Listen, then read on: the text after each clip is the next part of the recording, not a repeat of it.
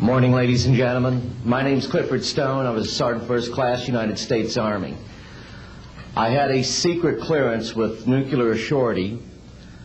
I could get the clearance that I needed to do whatever it was that was necessary for me to do at the time on special operations when I was called in on those.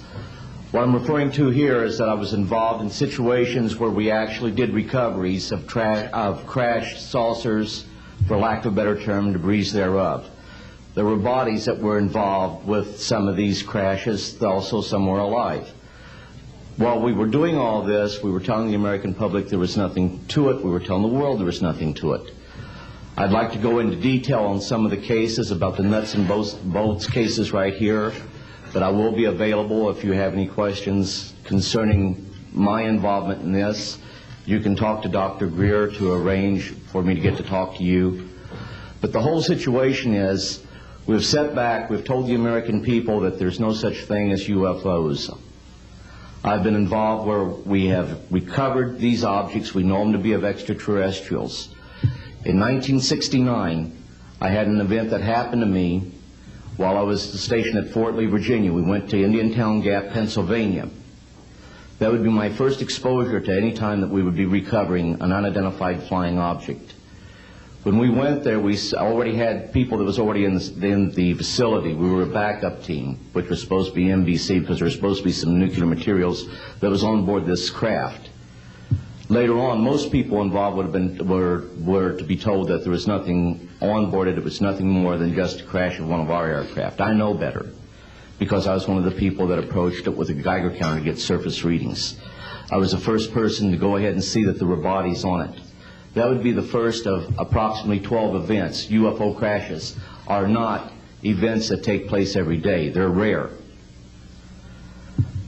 I know we're not alone in the universe. I know that the absence of evidence is not evidence of absence. It's evidence that has been denied to the American people.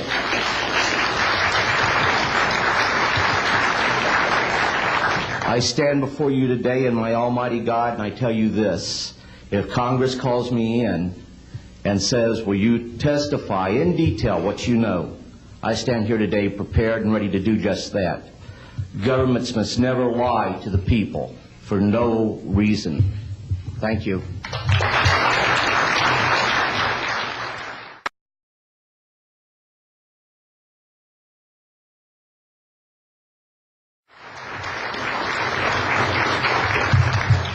Good morning.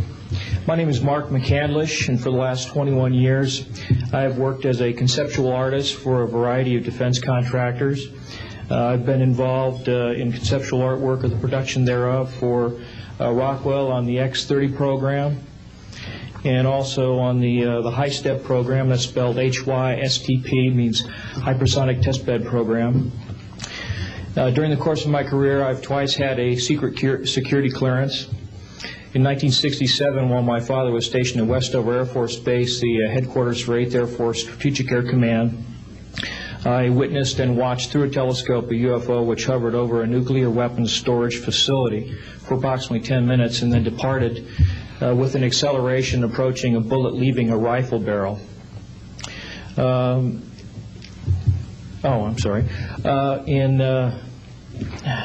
1988, in November, a college buddy of mine, an associate by the name of Brad Sorensen, informed me that he had personally witnessed 3 flying saucers at a very large hangar at Norton Air Force Base during the course of an air show that was held on Saturday, November 12, 1988. I subsequently called my congressman from that district. I called his office. This was Congressman George E. Brown, Jr., who at the time was the chairman of the Congressional Committee on Space Science and Advanced Technology. I naturally assumed that since this presentation that Brad talked about was for top military brass and certain congressional individuals, that his office must have coordinated this with the local Air Force Office of Public Affairs. A male staff member in Congressman Brown's office not only confirmed the exhibit, but the fact that there were 3 discs at that exhibit. These discs were hovering off the floor without any visible means of support. They were referred to as alien reproduction vehicles. also nicknamed the flux liner because they used high voltage electricity.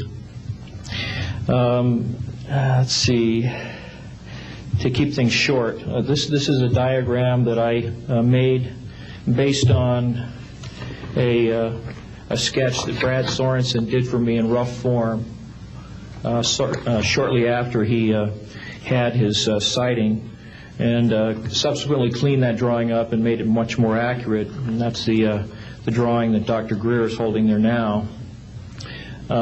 Later on, I obtained photographs that were taken in 1967 by a military pilot, Harvey Williams, flying a C-47 for the Air Force at 12,000 feet, approximately 25 miles southwest of Provo, Utah.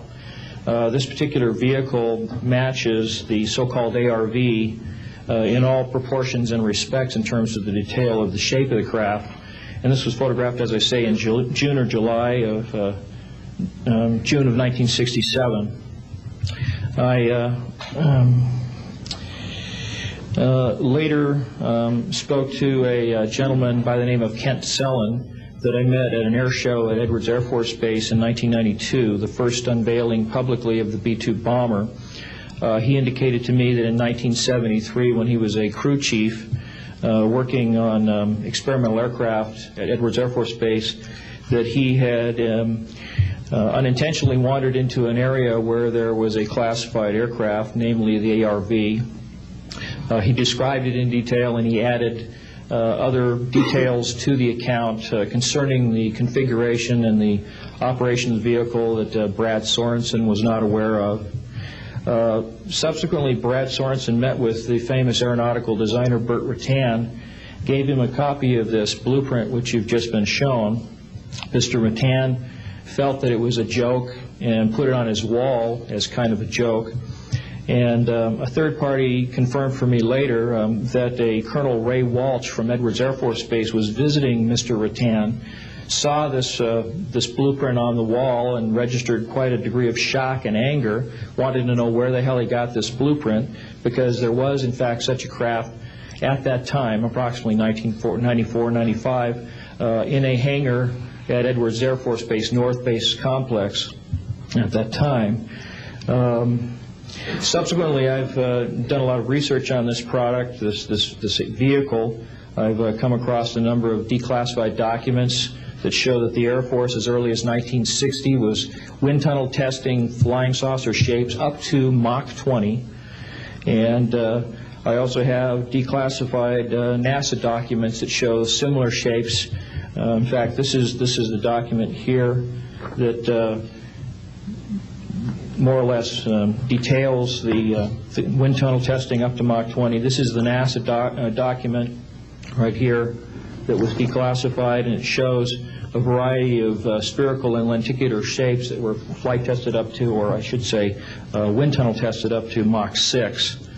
I subsequently obtained a copy of an inter-office memo from Hercules Aerospace that describes a particular type of science involving something called zero-point energy and scalar waves. According to Brad Sorensen, this is the basis of the technology for these anti-gravity propulsion systems. This particular document here describes 6 different meetings involving the Defense Intelligence Agency and cooperative efforts with the Russian scientific community in investigating this, what is called the fundamental enabling technology that was originally discovered apparently by Nikola Tesla in the early 1900s. Anyway, I could provide you much more detail at a later time, and I am prepared to testify in detail concerning these events and their truthfulness before Congress. Thank you very much.